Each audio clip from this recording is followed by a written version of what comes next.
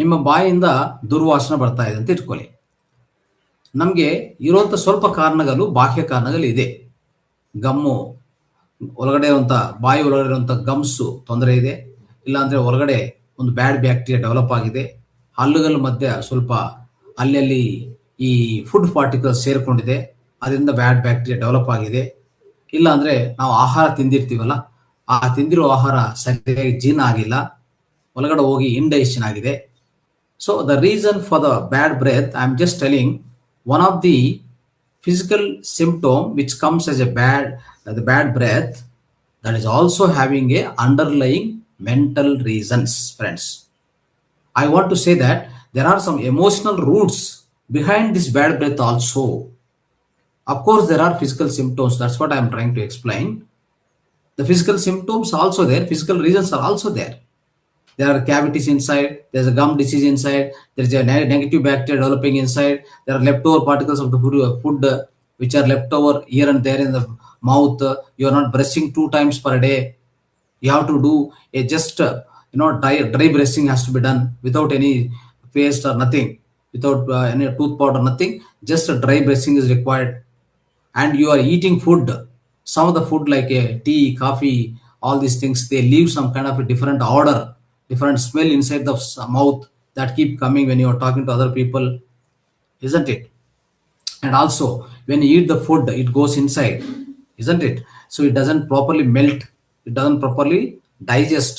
That food will create some acid reflux which comes again back to the esophagus, and then it enter into the mouth. That smell will be coming when you are speaking. Understand? So all these are the reasons. And many times the gas is produced inside the stomach because of the improper digestion. Understood?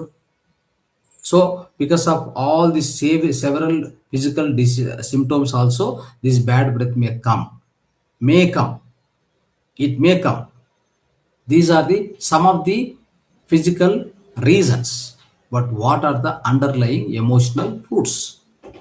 Now let's understand that. The emotional roots are, right, anger, revenge, like some of the bitter thoughts which you are not able to, that means towards the people, what are all the things which are hurting you. Understood? So they literally come out of the mouth like a bad smell. For example, so in your thinking, rotting in your thinking means what? So obviously within your thinking there are some things which are rotten means, so a negative thought ಅಂದ್ರೆ ನಿಮ್ಮ ಈ ఉదాహరణಗೆ ಈಗ ಹೇಳ್ಕೊಂತ ఇదివల్ల ನಾವು బాయిಯಿಂದ దుర్వాసన అంటే నోట్ల నుంచి దుర్వాసన వస్తుందంటే మనకు దానికి వెనక ఏమేమి ఎమోషనల్ రూట్స్ ఉన్నాయి అని మనం సెర్చ్ చేస్తే కొన్ని దొరుకుతాయి. ఎస్పెషల్లీ కొన్ని దొరుకుతాయి. అవేంటంటే మన కొన్ని ఆలోచనలు ఏమైపోయినాయంటే కుళ్ళిపోయినాయి. మన లోపల ఆలోచనలు కొన్ని ಕುಳ್ಳಿపోయినాయి. ನಮ್ಮ ಆಲೋಚನೆಗಳು, ನಮ್ಮ ಮೈಂಡಲ್ಲಿ ಸ್ವಲ್ಪ ಯೋಚನೆಗಳು ಕುಲ್ಲೋಗಿದೆ. ಅರ್ಥ ಆಯ್ತಾ? ಯಾವುದೇ ಕುಲ್ಲೋದ್ರೆ ವಾಸನೆ ಬರುತ್ತಾ ಇಲ್ಲ, ಅದು ನಿಮ್ಮ ಬಾಯಿಂದ ಬರ್ತಾ ಇರ್ತದೆ. ನೋಡಿದ್ರ?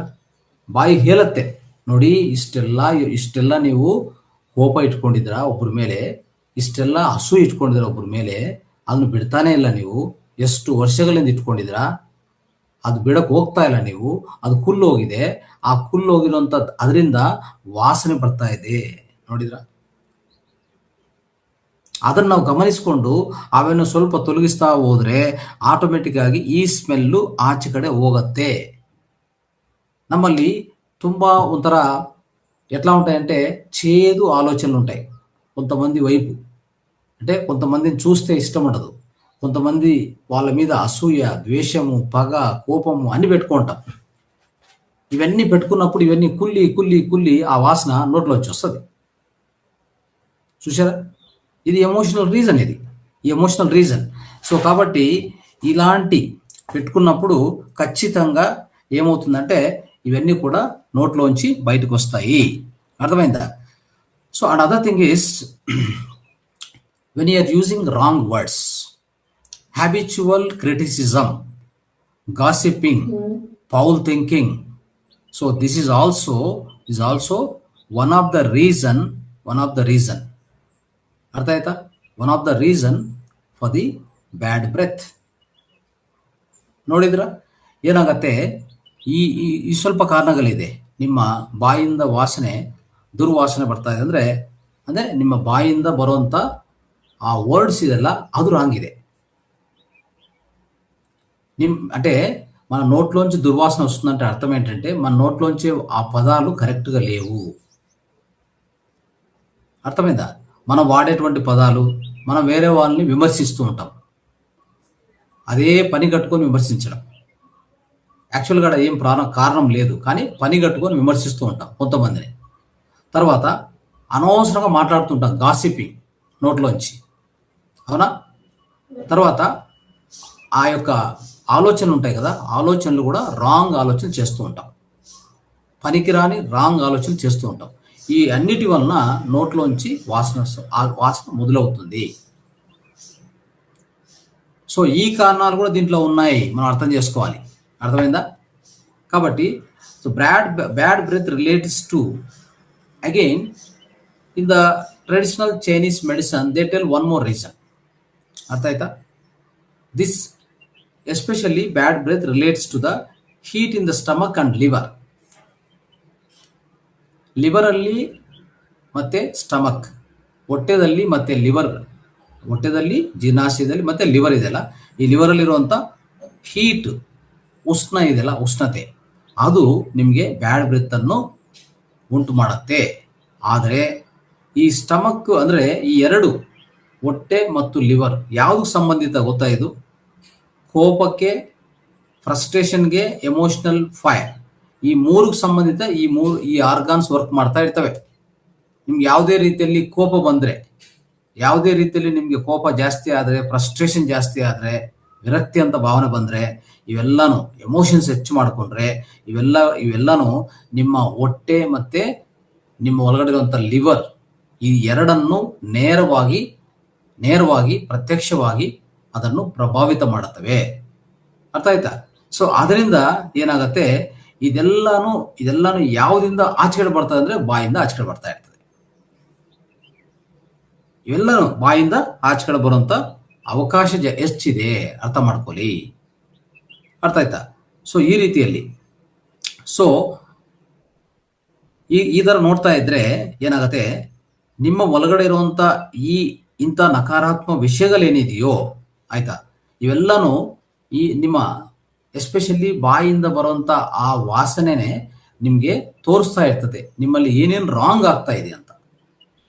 ನಿಮ್ಮ ಮಾನಸಿಕವಾಗಿ, ನಿಮ್ಮ ಆಂತರಿಕವಾಗಿ ನೀವೇನೇನು ತಪ್ಪುಗಳು ಮಾಡ್ತಾ ಇದ್ರಿ ಅಂದ್ರೆ ಆ ವಾಸನೆ ಬರೋದೇ ಆ ಕಾರಣವಿದೆ. ಭೌತಿಕ ಕಾರಣಗಳು ಹೇಳ್ತಾ ಬಂದಿದ್ದೀನಿ ನಾನು, ಅಲ್ವಾ?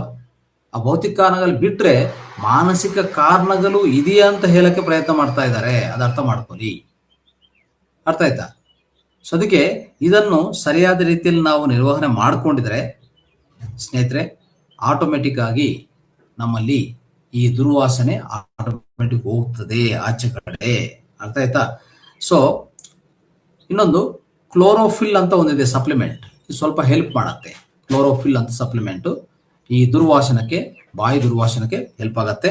ನೆಕ್ಸ್ಟ್ ಜಿಂಕ್ ಡಿಫಿಷಿಯನ್ಸಿ, ಜಿಂಕ್ ಅಂತ ಇದೆಯಲ್ಲ, ಜಿಂಕ್ ಅಂತ, ಆ ಜಿಂಕ್ ಕೊರತೆ ಇದ್ರೆ ಈ ಬಾಯಿ ದುರ್ವಾಸನ ಬರ್ತದೆ. ಅದನ್ನು ಹೆಲ್ಪ್ ಆಗತ್ತೆ ಅಂತ ಇಟ್ಕೋಬಹುದು.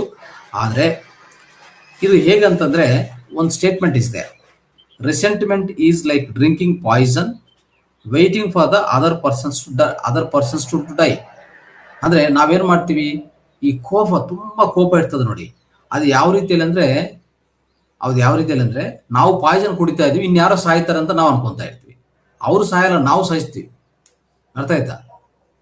This resentment is like drinking poison and you are thinking are you are waiting the other person to die. They won't die, you will die first. ಈಗ ಹೇಗಂದ್ರೆ ಈ ಕೋಪ, ಕ್ರೋಧ, ಹೆಚ್ಚಿನ ರೀತಿಯಲ್ಲಿ ಈ ಈರ್ಷ್ಯ, ದ್ವೇಷ, ಪಗ, ಇವೆಲ್ಲನೂ ಎಷ್ಟು ಹೆಚ್ಚು ಜಾಸ್ತಿ ಇರುತ್ತೋ ಅಷ್ಟು ದುರ್ವಾಸನೆ ಬರುತ್ತಂತ ಇಲ್ಲಿರುವಂತ ವಿಷಯ. ಇದು ಎಮೋಷನಲ್ ರೂಟ್ಸ್ ಅಂತ ಹೇಳ್ತೀವಿ ನಾವು. ಆಯ್ತಾ? ಇದು ಹೇಗಂದ್ರೆ ಒಂದು ಬೆಂಕಿ ತಗೊಂಡು ಅಂತ ಇಟ್ಕೊಳ್ಳಿ, ಅಗ್ನಿ ನಮ್ಮ ಕೈಯಲ್ಲಿ ತಗೊಂಡು ಇನ್ನೊಬ್ಬರ ಮೇಲೆ ಬಿಸಾಕ್ಬೇಕಂತ ಅನ್ಕೊಂಡಿದ್ವಿ ನಾವು. ಫಸ್ಟ್ ಯಾರ ಕೈ ಡ್ಯಾಮೇಜ್ ಆಗುತ್ತೆ? ಫಸ್ಟ್ ನಮ್ಮ ಕೈ ಡ್ಯಾಮೇಜ್ ಆಗುತ್ತೆ. ಅವ್ರ ಮೇಲೆ ಹೋಗ್ತದೋ ಇಲ್ಲ ಫಸ್ಟ್ ಅದು ಬೇರೆ. ಅವ್ರ ಮೇಲೆ ಹೋಗ್ಬೋದು, ಅವ್ರು ತಪ್ಸ್ಕೊಂಡು ಹೋಗ್ಬೋದು, ನೀವು ಹಾಕುವಾಗ ಅವ್ರು ತಪ್ಸ್ಕೊಂಡು ಹೋಗ್ಬೋದು. ಬಟ್ ನಿಮ್ಮ ಕೈ ಅಂತೂ ಬರ್ನ್ ಆಗತ್ತಾ ಇಲ್ಲ.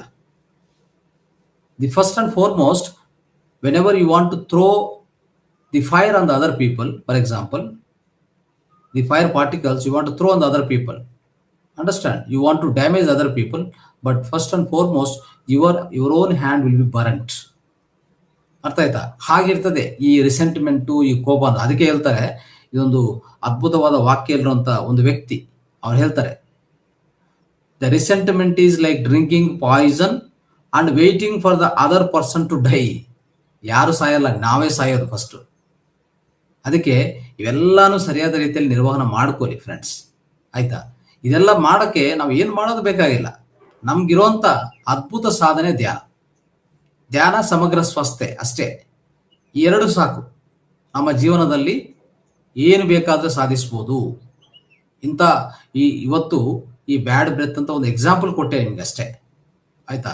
ಇದೊಂದು ಫಿಸಿಕಲ್ ಆಗಿ ನಿಮ್ಗೆ ಕಾಣಿಸ್ತಾ ಇರ್ತದೆ. ನಾನು ಹೇಳಿರುವಂತ ಎಮೋಷನಲ್ ರೂಟ್ಸ್ ಎಷ್ಟಿದೆ ನೋಡಿ. I explained you one of the physical symptom as a bad breath, but there are physical causes for that bad breath also, but at the same time there are emotional roots behind it. That's what I am trying to explain today. ಅರ್ಥ ಆಯ್ತಾ?